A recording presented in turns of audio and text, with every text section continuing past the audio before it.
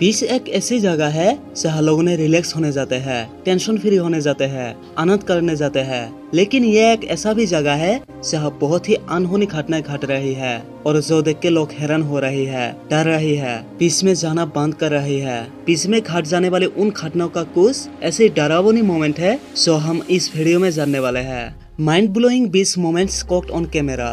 Before we start the video, like the video and subscribe this channel. Crocodile visit beach. Get out! Get out! Get out! Get out!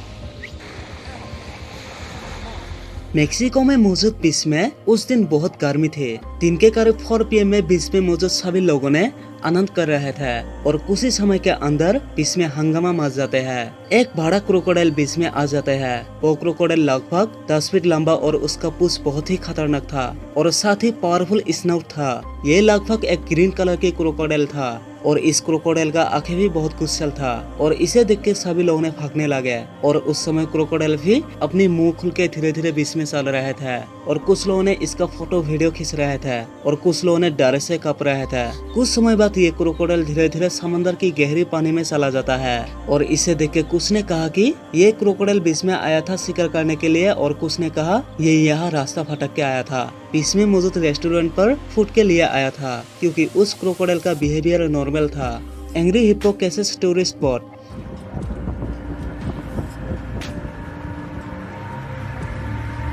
गर्मी के दिन जून 2021 को एक Avenger tourist group ने केनियास lake Victoria में घूमने आते हैं और सभी ने बोट से घूमने जाते हैं। वो लोग जानते थे कि उस एरिया में खतरा है जहाँ एंग्री हिप्पो निकलते हैं। उस सरफेस में जाना बेसिकली माना था और हिप्पो बेसिकली पानी के अंदर रहते हैं और फिर भी जब उन टूरिस्ट ग्रुप ने उस एरिया में इंटर किया तब हिप्पो सडनली उनके सामने निकल आते हैं और उनको गुस्सैल आंखों से देख रहे थे और उन्होंने वहां से तुरंत रिटर्न होने के बाद भी एंग्री हिप्पो ने उनके पीछा करते हैं और कुछ समय के लिए उनके पीछा करते रहते हैं।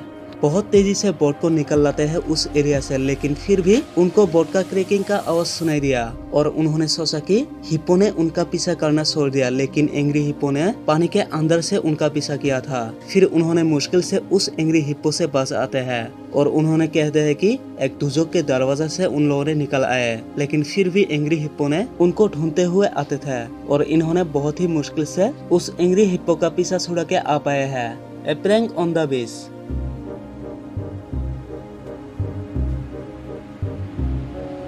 एक दिन दोपहर के समय था। उस समय धूप भी बहुत ज्यादा था। Actually it is a sunny day. एक क्लेवर और फन लविंग गाय बाद में एक बोतल अपनी पैंट के अंदर लेके खड़ा करके छुपा रखा था कुछ इंजॉयमेंट के लिए और उसका प्लान भी उसी तरह काम कर जाता है। इसमें रहने वाले सभी लोगों ने उसका इस हरकत को कुछ अलग ही समझ लिया था, लेकिन सभी ने इसे देख के हंसने भी लगे थे और उसका प्लान काम कर जाता है। Shark swimming next to 11 years old।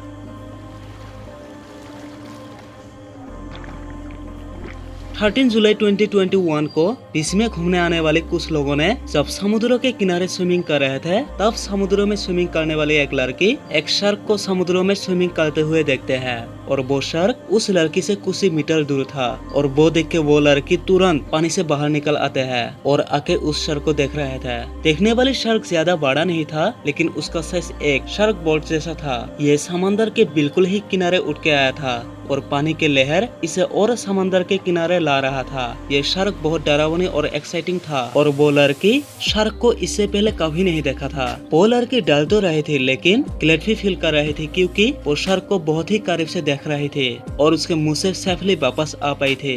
और जब लोकल न्यूज को ये बात पता लगता है तब उस लड़के और उसकी फैमिली की इंटरव्यू ले गई और वो लड़की कहती है वो पहले डर तो गई थी लेकिन वो ग्लैड भी फील कर रही थी क्योंकि वो शार्क को पहले कभी नहीं देखी थी। फिर इस बात को सुन के एक मेरीन बायोलॉजिस्ट का कहना है कि वो शार्क ब्लैक कलर की थी और बहुत ही डेंजरस थी। मेरीन बायोलॉजिस्ट के मुताबिक शार्क का ऐसे बाहर निकल आना कॉमन नहीं है, लेकिन कभी कभार ऐसा हो सकता है जब समंदर का पानी ज्यादा गर्म होती है। Crowds of people come together to save a beast whale.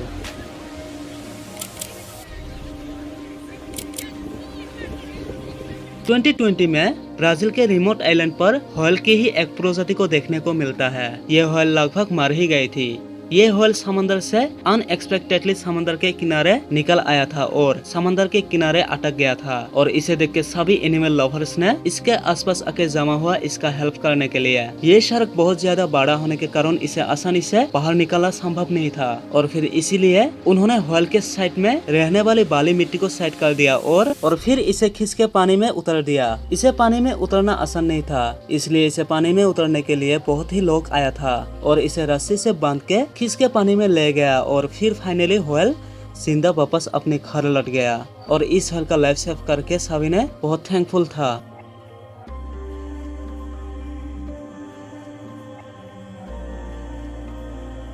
A Brazilian woman struck by lightning.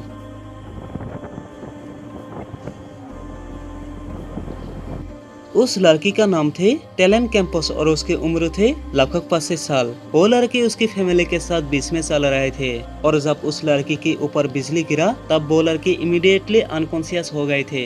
फिर उसकी फैमिली ने उस लड़की को तुरंत हॉस्पिटल में ले जाती है और वो लड़की बहुत ही गहरी चोट पाई थी बिजली गिरने के कारण। बिजली से उस लड़की की हाथ, मुंह और पैर टूट गए थे और वो लड़की कोमा में चली गई थी कई दिनों के लिए। फिर लकीली वो लड़की बच जाती है। नेचुरल बिजली बहुत ही खतरनाक होती है, इसके गिरने से ज्यादा लोग मारे जाते हैं। एक रिपोर्ट के मुताबिक साल में 2000 से भी ज्यादा लोग मारे जाते हैं बिजली गिरने से। सो अगर ऐसा परिस्थिति आ जाए तो अब भी बिल्कुल घर के बाहर न रहे और लोहे जैसा जिसको कभी भी टच मत कीजिए।